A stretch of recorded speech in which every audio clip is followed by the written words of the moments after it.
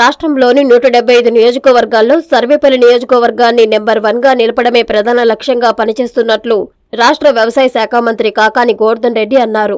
నెల్లూరు జిల్లా పొదలకూరు పట్టణంలో 13.50 లక్షలతో నిర్మిస్తున్న సిమెంట్ రోడ్లను అధికారులతో కలిసి ఆయన పరిశీలించారు.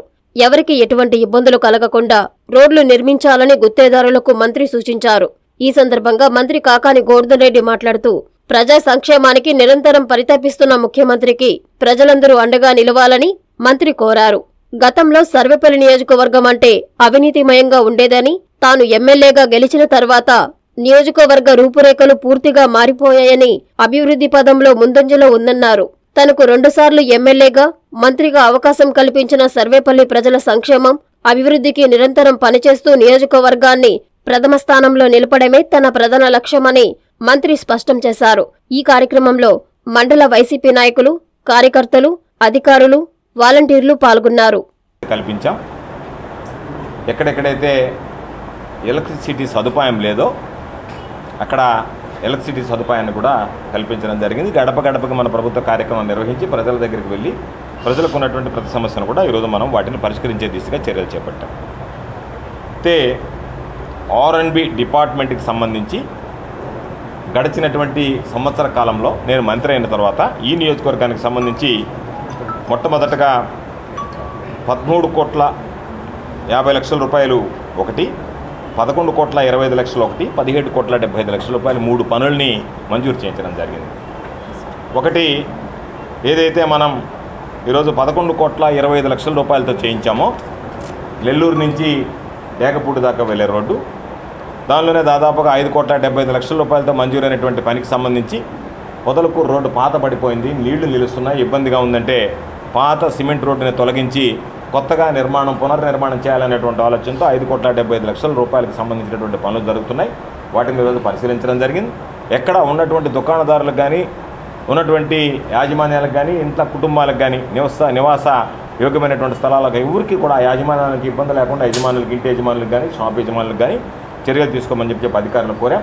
కాకపోతే దాదాపుగా ఉన్నటువంటి రోడ్డుకి అదనంగా ఈరోజు 10 మీటర్ల వరకు దాన్ని విస్తరించేటువంటిది, సగటున 10 మీటర్ల వరకు ఈరోజు విస్తరణ చేపడితే దాదాపుగా ఆ రోడ్డు విశాలమైనటువంటి సిమెంట్ రోడ్డుగా తయారయ్యేటువంటి పరిస్థితి ఉంది. 5,75,00,000 రూపాయలతో ఈ నిర్మాణానికి సంబంధించినటువంటి చర్యలు తీసుకుంటున్నాం.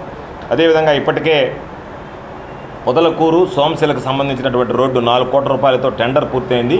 బహుశా ఈ వారంలోనే దాని పనులు పూర్తి చేస్తాం, మొదలు పెడతాం. అదేవిధంగా పొదలకూరు విరువురికి సంబంధించి 6 కోట్ల రూపాయల మంజూరు చేశాం. దానికి సంబంధించి కూడా టెండర్ పూర్తయింది, పనులు కూడా త్వరలోనే మొదలు పెట్టడం జరుగుతుంది. పొదలకూరు మనుబోలు రోడ్డు 3,50,00,000 రూపాయలతో ఈరోజు అది కూడా టెండర్ అయిపోయింది. దానికి సంబంధించినటువంటి పనులు కూడా ప్రారంభించడం జరుగుతుంది. అంటే ఇప్పటివరకు ఈ నెల్లూరు నుంచి డేగపూడి వరకు ఉన్నటువంటి 11,25,00,000 రూపాయలు ఈరోజు 13 పనులు దాదాపుగా ప్రారంభమయ్యాయి. ఈరోజు ఉన్నటువంటి 13,50,00,000 రూపాయలకు సంబంధించినటువంటి పనులు ఏదైతే ఉన్నాయో ఆ 13,50,00,000 రూపాయల పనులు కూడా ఈరోజు R&B డిపార్ట్మెంట్కి సంబంధించి అవి కూడా ఈరోజు టెండర్లు పూర్తయి పనులు ప్రారంభమయ్యేటువంటి పరిస్థితి ఉంది. వీటికి అదనంగా తిరుమలమ్మపాలెం దగ్గర సుదీర్ఘకాలంగా చాలాసార్లు చూసుంటారు ప్రెస్లో, మేము ఎక్కడికన్నా ఆ గ్రామానికి వెళ్ళాలి, నీళ్ళు వస్తుంటే బోట్లో వెళ్లాల్సినటువంటి పరిస్థితి. దాని మీద గత తెలుగుదేశంలో మేము బ్రిడ్జి నిర్మిస్తాము అని చెప్పి ఒక బ్రిడ్జి నిర్మాణాన్ని మాత్రం ప్రారంభించి దానికి సంబంధించినటువంటి దాంట్లో శంకుస్థాపన శిలాఫలకం తప్ప తట్టడు మట్టి కానీ తట్టడు సిమెంట్ కానీ వేసినటువంటి సందర్భం లేదు. ఈరోజు ఈ ప్రభుత్వం వచ్చిన వెంటనే ముఖ్యమంత్రి జగన్మోహన్ రెడ్డి గారు ఏదైతే మాట ఇచ్చాడో ముత్తుకూరులో జరిగినటువంటి బహిరంగ సభకి 12 కోట్ల రూపాయలు నిధులు విడుదల చేయడం జరిగింది. నక్కల కాలం మీద ఉండేటువంటి బ్రిడ్జికి 10 కోట్ల రూపాయలు నిధులు విడుదల చేయడం జరిగింది. దీనితో పాటు మరో 5 రోడ్లకి 17,75,00,000 రూపాయలు, మనుబోలు నుంచి కొలనకూదురుకు వెళ్ళేటువంటి రోడ్డుకి సంబంధించినటువంటి దాంట్లో 4 కోట్ల రూపాయలు, నెల్లూరు నుంచి అనికేపల్లికి వెళ్ళే దగ్గర 3,80,00,000 రూపాయలు, అదేవిధంగా ఈరోజు మరొక 3 కోట్ల రూపాయలతో పాలిచెర్లపాడు పొదలకూరు నుంచి పాలిచెర్లపాడు మీదుగా కస్మూరుకు పోయేటువంటి రోడ్డుకు 3 కోట్ల రూపాయలు, నెల్లూరు అక్కడ తిరుమలమ్మపాలెం ఊరికి వెళ్ళేటువంటిది గుడ్డూరు వారిపాలెం మీదుగా వెళ్ళేదానికి 3 కోట్ల రూపాయలు, నారాయణరెడ్డిపేట నుంచి పేడూరు ఇసుకపాలెం దగ్గరగా వచ్చేటువంటి తోటపల్లి గూడూరుకు వచ్చేటువంటి రోడ్డుకి 3,75,00,000, 17,75,00,000 రూపాయలు ఇప్పుడు జీవో విడుదలైంది. త్వరలోనే ఈఈ గారు ఎస్సీ గారు నిన్న మాట్లాడాం, అధికారులందరితో కలిసి దానికి సంబంధించినటువంటి పనులు. అంటే దాదాపుగా అంతర్గతంగా ఉన్నటువంటి రోడ్లు 42,50,00,000 రూపాయలు, డేగపూడి దగ్గర నుంచి సైదాపురం గతంలో నేను ప్రాతినిధ్యం వహించినటువంటి ప్రాంతం. అనేక రోజులుగా సింగిల్ రోడ్డు ఉంది, దాన్ని డబుల్ రోడ్ చేయించాలనేటువంటి లక్ష్యంతో 45 కోట్ల రూపాయలు మంజూరు చేసి టెండర్ కూడా పూర్తయింది. వీటికి సంబంధించి 87,50,00,000 రూపాయలు విలువైనటువంటి 87,50,00,000 విలువైనటువంటి పనులు, వాటితో పాటు 22 కోట్ల రూపాయలకు సంబంధించినటువంటి బ్రిడ్జిలు, దాదాపుగా ఈరోజు 110 కోట్ల రూపాయలు వీటికి సంబంధించినటువంటి నిధులు విడుదల చేయడం జరిగింది. ఈ నియోజకవర్గానికి సంబంధించి ఒక R&B విభాగానికి సంబంధించి నేను మంత్రి అయిన తర్వాత 110 కోట్ల రూపాయలు వీటికి సంబంధించినటువంటివి. దాదాపుగా అధికారులు చెప్పినటువంటి లెక్కల ప్రకారం ఎక్కడ R&B రోడ్ అనేటువంటిది పునర్నిర్మాణం చేయకుండా మిగిలిపోయినటువంటి రోడ్డు ఒక్కడ కూడా లేదు. అదేవిధంగా ఈరోజు పంచాయతీరాజ్ రోడ్డుకు సంబంధించినటువంటి 59 కోట్లు విడుదల చేశాం. PMGSY మీద ఈరోజు ఏదైతే పొదలకూరు సంగం రోడ్డు నుంచి మనం భోగ సముద్రం మీదుగా కొండలరాయుడు కంట్రీగా ఉన్నప్పుడు అది నేను జిల్లా పరిషత్ చైర్మన్గా వేయించాం. దానికి సంబంధించి మరలా ఈరోజు 9 కోట్ల రూపాయలు, దాని మీద ఉన్నటువంటి బ్రిడ్జికి ఒక 9 కోట్ల రూపాయలు మంజూరయ్యాయి. పంచాయతీరాజ్కి సంబంధించినటువంటి PIO విభాగం చేస్తుంది, ఒక 18 కోట్ల రూపాయలు వచ్చింది. కాబట్టి ఎక్కడ ఈరోజు దాంతోపాటు 59 కోట్ల రూపాయలతో ఈరోజు అన్ని రోడ్లు ఈరోజు మనం సుదీర్ఘకాలంగా అప్రస్తుతంగా ఉన్నటువంటి మొగుళ్ళూరు రోడ్డు నిర్మాణం ఈరోజు పూర్తి చేశాం.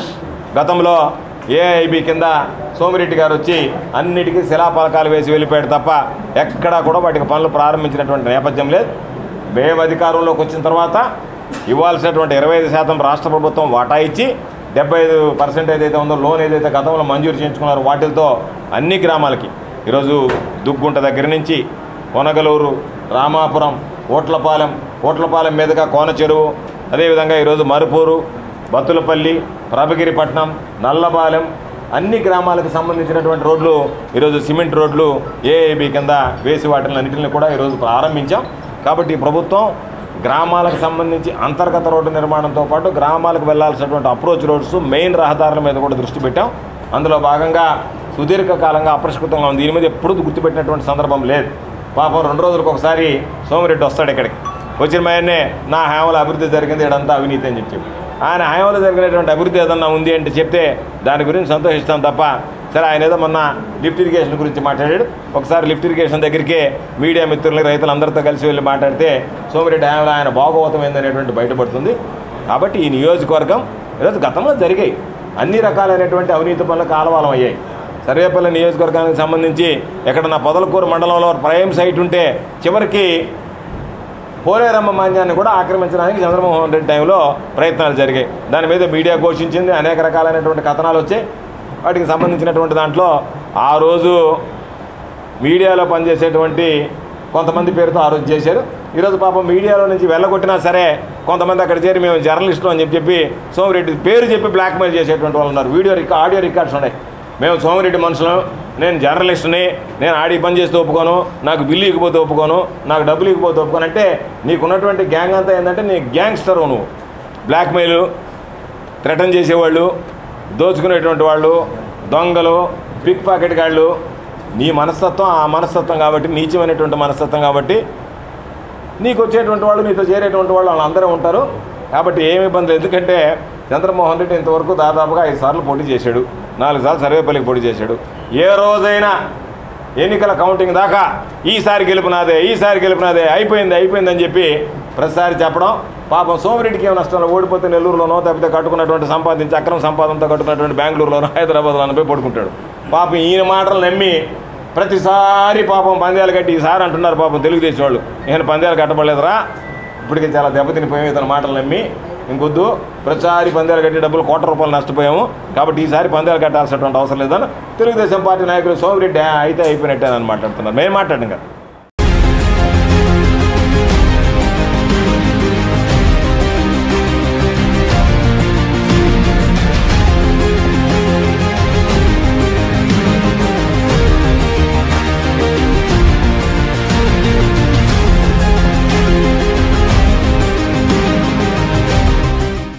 రాష్ట్ర